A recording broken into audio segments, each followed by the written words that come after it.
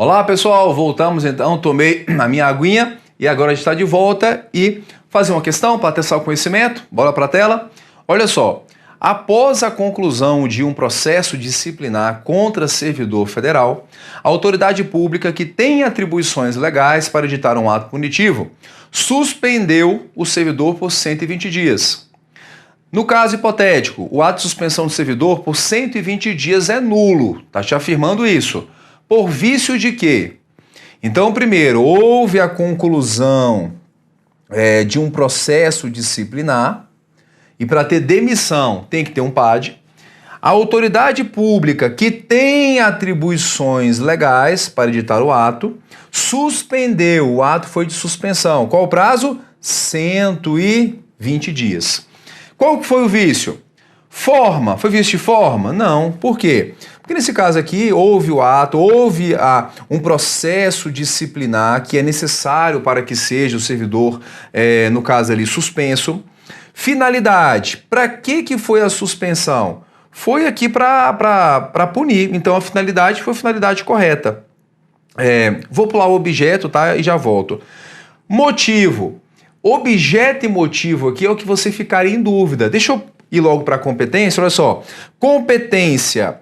Competência é o mais fácil, porque a questão colocou pela autoridade que tem atribuições legais. Então, competência está tranquilo. Ficaria em dúvida aqui entre motivo e objeto, não é? Então, nesse caso aqui, olha só, autoridade que tem atribuições legais, suspendeu. Entre motivo e objeto, a questão não deixou claro se haveria motivos ou não, mas se houve o ato de suspensão. Houve um processo disciplinar porque ele deu motivo para suspender. E o erro mesmo aqui está no objeto. Qual foi o ato? Suspensão. Suspensão teve o efeito correto? Suspendeu ele pelo prazo que a lei prevê? Não. A Lei 8.112 prevê que a suspensão é por até 90 dias. Então ficou errado aqui o efeito. A consequência decorrente do ato é que não estava correto de acordo com a lei. Então, letra C, vício é de objeto. Motivo está ok, porque se houve no caso aqui a suspensão, porque houve motivo para aplicar a suspensão. Maravilha, pessoal? Entende isso aí? Vamos avançar então? Olha só, a letra C está correta. Vem para a tela, olha só. Discricionariedade e vinculação. Então, nós vimos aí os 5 elementos do ato administrativo, que é competência. O que mais? Fala aí para mim. Finalidade. O que mais? Forma, motivo e, por último, o objeto. Não foi isso que a gente viu? É o nosso COFIFOMOB aqui. Então, pessoal, a gente vai analisar agora o ato discricionário e o ato vinculado. Olha só. No ato discricionário é aquele ato onde o administrador tem uma certa margem de liberdade para fazer juízo de conveniência e oportunidade. E o que ele vai escolher fazer no caso concreto? Um exemplo aqui é a prorrogação de concurso. Prorrogação de concurso é um ato discricionário. A autoridade competente pode prorrogar, pode não prorrogar. Vai analisar os motivos. Eu tenho um candidato para chamar, tenho interesse em chamar, então eu vou prorrogar. Vou produzir o efeito de estender o prazo de validade. Ou então, não tenho interesse em chamar. Então, não vou produzir o efeito de estender o prazo de validade. Mas ele tem margem de liberdade para escolher o que ele faz. Isso é o ato discricionário. Quando nós temos o ato discricionário, tem o chamado mérito administrativo, assim que escreve, ó. Mérito administrativo. Mérito administrativo. Esse mérito é o espaço de conveniência e oportunidade que está presente no ato discricionário. E esse mérito, na verdade, ele tem essa proteção da análise do Poder Judiciário. Judiciário, tá vendo aqui? Não pode entrar no mérito para decidir no lugar do administrador. O ato discricionário, atenção, isso aqui que é muito importante, ó. Atenção, pessoal. O ato discricionário está sujeito, sim, a controle judicial. Não tem ato administrativo totalmente imune, não.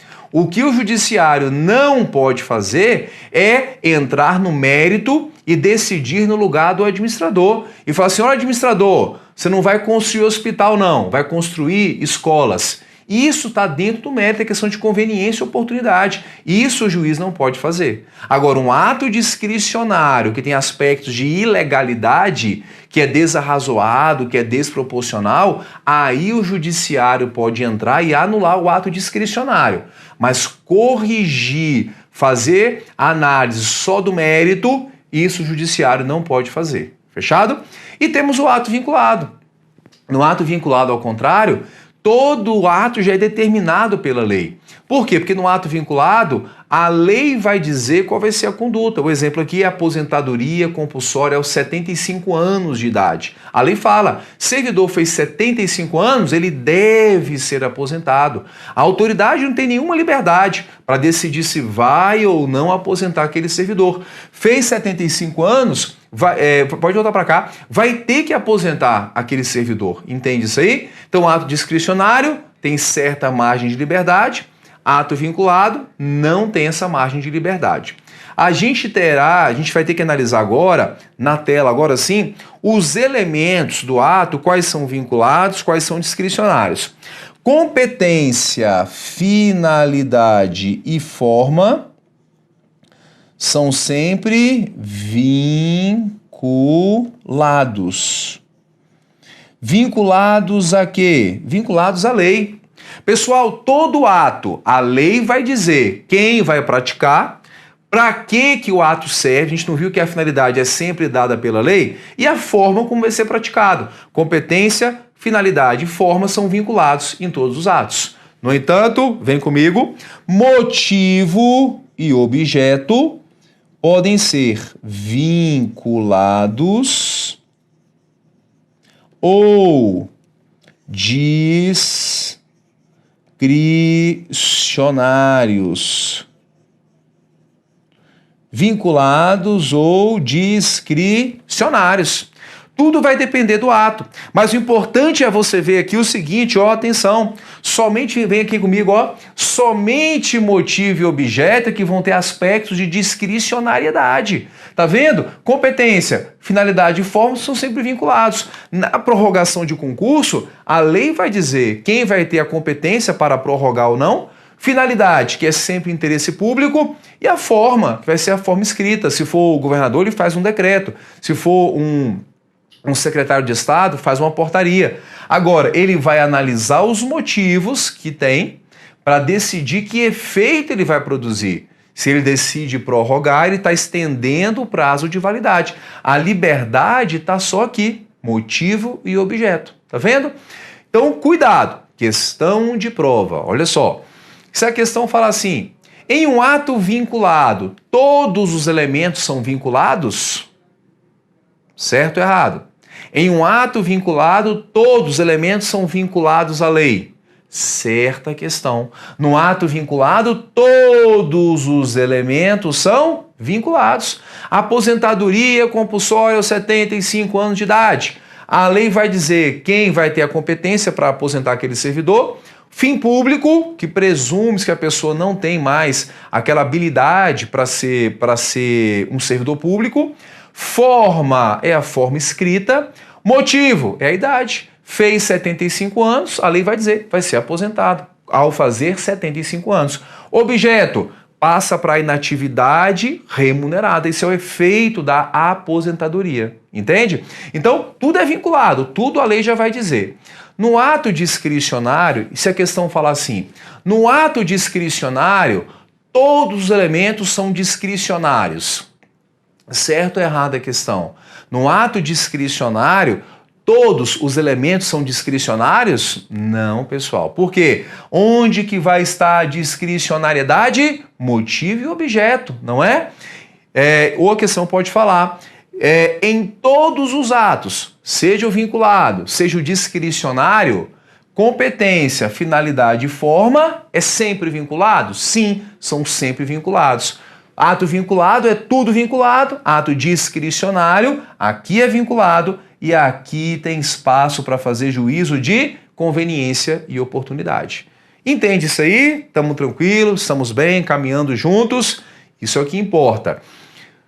Questão para você guardar aqui, ó, na manga, tá vendo? Essa informação que eu vou te dar, você vai guardar aqui e só vai sacar e apresentar se te perguntarem. Por quê? Puxa essa OBS e coloca assim, ó. Alguns autores entendem que a forma é elemento discricionário. E eu falei o quê? Alguns autores entendem que a forma é elemento discricionário. E a fundamentação estaria no artigo 22 da Lei 9784/99, que é a Lei do Processo Administrativo Federal.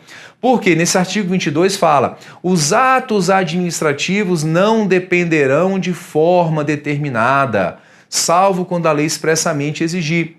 E tem alguns autores, até de peso, mas eles são minoritários, dizendo: olha, agora com a edição dessa lei, a forma passou a ser livre. Só que não prevalece. Eu mesmo não sou adepto a essa posição. Eu entendo que a forma ela é vinculada em todos os atos. A lei cria o ato, a lei diz para que ele serve e diz como que ele vai ser praticado. Então é uma posição minoritária, mas é bom você saber. Por quê? Se vier uma questão que cobra a doutrina majoritária, a questão vem: competência, finalidade e forma são vinculados em todos os atos? Certa questão. Se a questão falar a forma é o elemento vinculado em todo o ato administrativo, certa questão. Agora, uma questão mais sutil, mais capciosa, que fala assim, que é aquela que quer te pegar, a questão safadinha, que fala assim, olha, a forma é o elemento que pode ser discricionário. Existem alguns autores entendendo que a forma é discricionária. Ou então, a questão fala, a Lei 9784 traz a forma como elemento discricionário do ato administrativo, estaria certa a questão, porque está indo para aquela doutrina que tem essa posição. E é importante você fazer questões para quê? Para você realmente entender e começar a ter essa habilidade. Olha, quando que eu vou ficar na regra geral e quando que eu vou responder à exceção? E eu sempre falo para vocês, a gente acabou cada assunto aqui, organização, atos e as demais, faça uma bateria de 100 questões para você testar o conhecimento e ver se você realmente aprendeu a matéria ou não. Não acertou 80% das 100 questões? Volte, veja onde você está errando mais, aprofunde e faça mais uma bateria de questões até chegar a essa média de 80% de acertos na bateria de questões que você fizer. Fechado? Então, discricionariedade e vinculação, é isso aí. Voltamos aqui então para a tela, ó, no Walker aqui de ré. Então, olha só, pessoal. Então, temos agora outro ponto importante.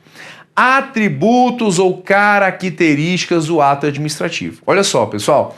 Sempre me perguntam, Scatolino, dentro de atos, quais são os pontos mais importantes? Eu sempre digo, olha, atributos, ou então prerrogativas do ato, que é o que vamos ver agora, e formas de extinção, entre elas revogação e anulação, são os mais importantes. Sempre vai cair alguma coisa de atributos, prerrogativas, que a gente vai ver agora, ou então também de forma de extinção do ato, revogação e anulação. Então, atenção total aqui agora, que tudo que eu falar de atributos, de prerrogativas, tudo isso aqui é importante, tá bem? Tudo. Então vamos lá. Olha só, pessoal, nessa parte aqui, nós temos, inclusive, 3 posições diferentes. Nós temos a posição de um autor, que é o Eli Lopes Meireles, que é a posição tradicional, que você vai encontrar na maioria das provas. Temos a posição da Maria Silvia e a posição do Celso Antônio Bandeira de Melo. E aqui tem que saber os 3, porque na prova pode perguntar qualquer uma delas para vocês. E eu vou trazer isso aqui bem mastigado para que você possa entender, primeiro, a posição do Eli, entendeu a dele, você entende as demais. Então, olha só, na tela, vem cá comigo. Então, para o autor, que é um autor que já faleceu, mas o livro dele é muito bom na parte de Atos, é a posição do autor, que é o Eli Lopes Meireles, tá? Todo esse que eu botar HLM, quem é? Eli Lopes Meireles. Para nós, o Eli. O Eli disse, os atos nascem com 3 atributos, 3 características, 3 prerrogativas. Presunção, nasce com a presunção de legitimidade, e a presunção de veracidade, presunção de legitimidade e veracidade.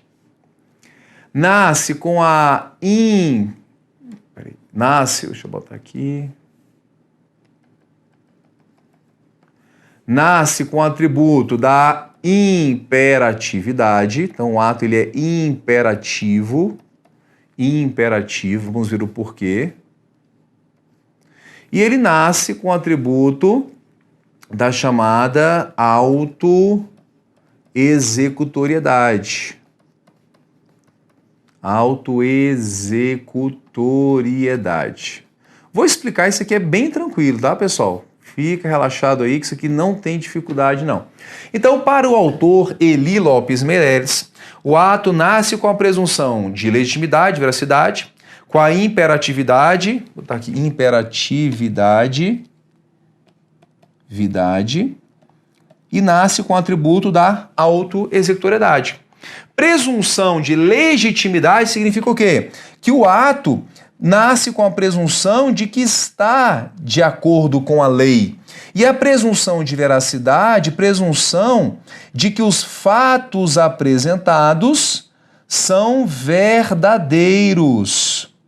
De que os fatos apresentados realmente vieram a acontecer. Então, quando fala de presunção de legitimidade e veracidade, aqui não tem nem exceção. Todo ato nascerá com a presunção de que está de acordo com a lei e de que os fatos apresentados realmente vieram a acontecer. Então, vamos imaginar que você recebeu na sua casa uma multa dizendo, olha, você passou no pardal a 600 por hora. Já pensou? 600. Você fala, não, meu carro não chega a 600, né? Não tem como. Só que o pardal errou e o pardal no dia estava desregulado, marcou, você passou a 60, ele registrou 600 por hora. Alguém lá no Detran não viu e mandou para sua casa a multa.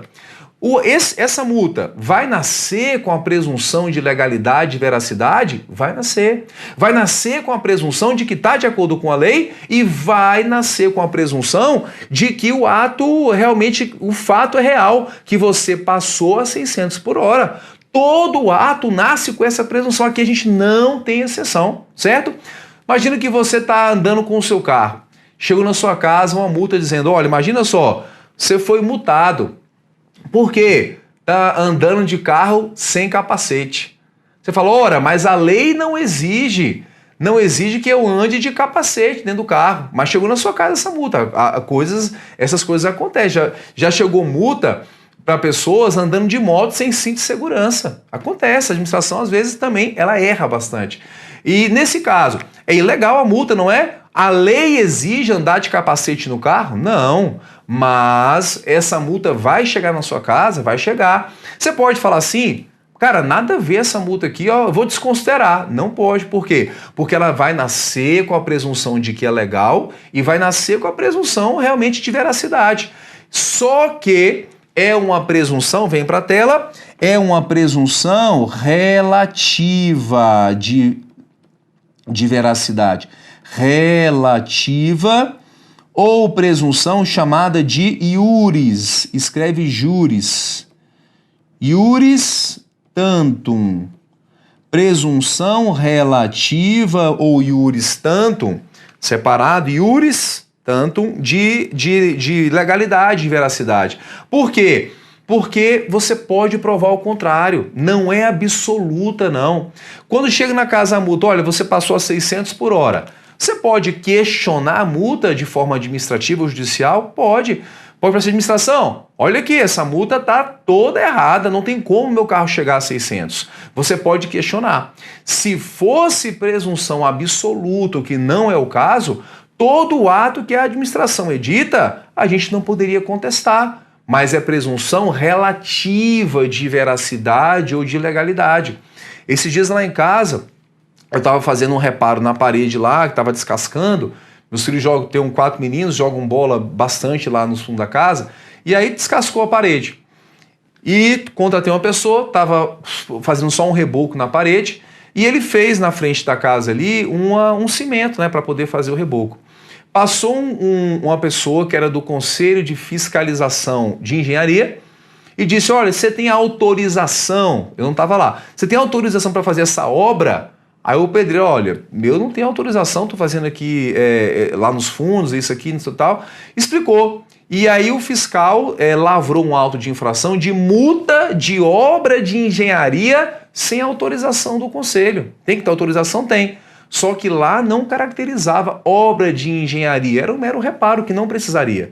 Foi aplicada a multa em mim, eu disse, não, peraí, isso aqui não é obra de engenharia, isso aqui é um mero reparo. Aí eu tive que recorrer, demonstrei com fotos, laudo lá do pedreiro, tudo, olha, isso aqui não é uma obra, não caracteriza a obra de engenharia. Isso aqui é um reparo que eu estou fazendo do reboco da parede, não tem que ter autorização. Eles anularam a multa, mas nasceu com a presunção de legalidade. E cabe a mim provar o contrário. Eu tive que provar o contrário, senão eu ia ter que pagar, ia sofrer as consequências. Eu tenho que provar. Só que um detalhe, olha só, ainda vamos colocar aqui, transfere o ônus da prova da ilegalidade para quem? Para o particular. Transfere o ônus da prova para o particular. É o particular que vai ter que provar a ilegalidade, pessoal. A administração pratica o ato, ele nasce com a presunção de que é legítimo, e se eu estou discordando, caberá a mim fazer a prova dessa ilegalidade. Eu vou ter que provar que o ato é ilegal. E não a administração vai ter que reafirmar a legalidade, porque ele já nasceu com a presunção de que é legal. Entendeu isso aqui? Aqui não tem exceção. Todo ato nascerá com a presunção de legalidade e veracidade. Maravilha? Segundo atributo, segunda característica, segunda prerrogativa, imperatividade. O que significa? Cabe a imposição ao particular, independentemente da sua concordância. Cabe a imposição ao particular sem precisar da sua concordância prévia. Então o ato ele nasce com essa imperatividade, imposição ao particular, independentemente da sua concordância prévia. O Estado não vai perguntar se está gostando ou não do que ele vai fazer. Vai dizer, o particular, eu vou te multar. Você estacionou em local errado, não vai te perguntar, olha, eu queria te multar, será que você vai aceitar? Não, colocou o carro no local errado, eu estou multando você. Ou então, olha, aqui você não pode colocar o carro, você gostou ou não, eu estou impondo isso a você. É a chamada imperatividade, então alguns até falam de coercibilidade do ato administrativo. Fechado? Só que, olha só, detalhe, tem exceção, os catolinos? Tem exceção, pessoal, olha só qual que é a exceção. Ato enunciativo, ato classificado como enunciativo ou, vou botar aqui melhor enunciativo e o ato negocial não tem a imperatividade. Por quê? Porque não precisa. Opa, volta aí para mim, produção, apertei aqui errado. Então, pessoal, o ato enunciativo, volta aqui para mim na tela, por favor. O ato enunciativo e o ato, pessoal, não, é lá mesmo, isso. O ato enunciativo, o ato negocial, não tem imperatividade, porque não precisa. Exemplo de ato enunciativo é uma certidão de nascimento. Ato enunciativo. Por que não tem? Porque não precisa. Só vai precisar dessa força imperativa, ato que impõe sanção, ato que impõe restrição, que impõe obrigação, vai precisar. Agora, a certidão de nascimento não precisa, por quê? Porque ela não está impondo nada, está só certificando ali que alguém nasceu, registrou e está aqui atestando isso. Ato negocial, exemplo aqui, é uma licença para construir. A licença para construir, ela está dizendo, olha, particular, você preencheu as condições todas, está aqui, pode construir na sua propriedade. Então, está só realmente ali declarando que você pode construir, não está impondo nada. Então, ele não nasce com a imperatividade porque não vai precisar. Então, aqui tem exceção. Nem todo ato é imperativo, o ato negocial e enunciativo não tem essa imperatividade. Sim ou não? Entendeu? Sim ou não? Beleza. E olha só. Autoexecutoriedade. O que significa isso? É que cabe a execução direta do ato. Então, cabe a execução direta do ato. Execução direta do ato pela própria administração pública, sem precisar de ordem prévia do Poder Judiciário. Execução direta do ato sem precisar de ordem do Judiciário. Então, pessoal, o ato ele é, no caso aqui, autoexecutório. A administração quer praticar o ato, ela vai praticar sem precisar perguntar para o juiz. Imagina só, se toda multa que o Detran fosse aplicar, se toda autorização que fosse ser dada para particular, precisasse primeiro, assim, juiz, eu queria multar esse carro aqui, você me autoriza a multar? Não ia funcionar. A administração não faria nada e o judiciário não faria nada também, a não ser ficar examinando previamente a legalidade dos atos. Então, qual que é a regra? O ato já vai ser executado diretamente pela administração pública, sem precisar de ordem judicial. Entende isso aí? Um cuidado, por quê? Já vi questão de prova que falou assim, a autoexecutoriedade retira o controle judicial do ato administrativo? Sim ou não? Não retira. Por que não retira? Porque a autoexecutoriedade é apenas dispensar uma análise prévia do judiciário e a administração poder executá-lo de imediato. Agora, praticou a multa, expediu uma multa, que essa multa é ilegal, particular pode recorrer ao judiciário, pode recorrer.